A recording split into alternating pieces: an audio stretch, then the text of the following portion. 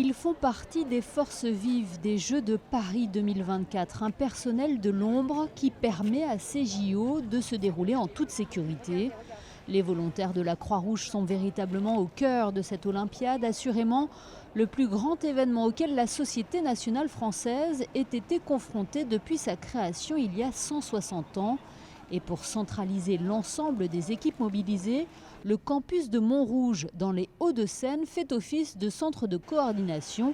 Il a reçu la visite de son Altesse Sérénissime le Prince Albert II, président de la Croix-Rouge monégasque, accompagné notamment de son Altesse royale, la princesse Alexandra de Hanovre. C'est passionnant et de voir à quel point tout le monde est motivé et tout le monde est engagé pour la bonne réussite de ces Jeux et bien sûr de tout ce qui se passe aussi autour des Jeux, parce qu'il ne faut pas oublier qu'il y a d'autres événements en région parisienne, mais partout en France, qu'il faut aussi assurer. Donc voilà, c'était extrêmement intéressant et de voir que tout le monde est non seulement prêt et paré à toute éventualité, mais aussi participe pleinement et profite de l'esprit de ces Jeux. Mobilisée depuis l'arrivée de la flamme olympique à Marseille le 8 mai dernier, la Croix-Rouge française est sur le qui-vive et à événement exceptionnel, dispositif exceptionnel. Nous avons mobilisé près de 5000 secouristes, 8000 volontaires venant de la France entière, des Outre-mer,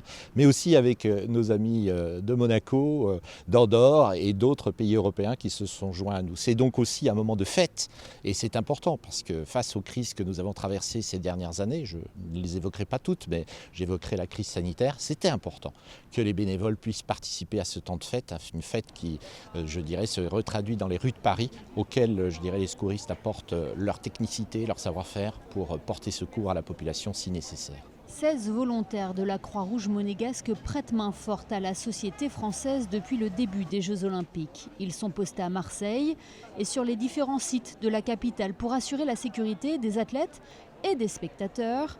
Marie-Pierre Porry est arrivée en début de semaine à Paris. Jusqu'à présent, elle a été en poste au Stade de France, sur l'esplanade des Invalides et au Trocadéro. C'est quelque chose que la plupart d'entre nous n'avons jamais vécu et ne revivront peut-être que le fameux 2030, les Jeux Olympiques d'hiver, mais voilà, ça c'est encore en point de suspension.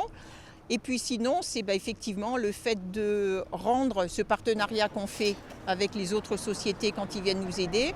Et c'est aussi le fait de représenter la tenue, la principauté, parce qu'on tient quand même à signaler que cette tenue est particulièrement observée par toutes les sociétés françaises qui nous l'envient, n'ayons pas peur de le dire. Et puis c'est effectivement mettre à l'honneur le dispositif qui est mis en place par le prince souverain, sachant que pour lui l'olympisme ça a aussi une aura particulière en regard de ses activités passées de sportives et de celles de son épouse, la princesse Charlène. Cette mobilisation est la parfaite illustration des excellents liens qu'entretiennent la Croix-Rouge monégasque et française, et il se pourrait même que la Société rouge et blanche soit de nouveau appelée pour les Jeux paralympiques.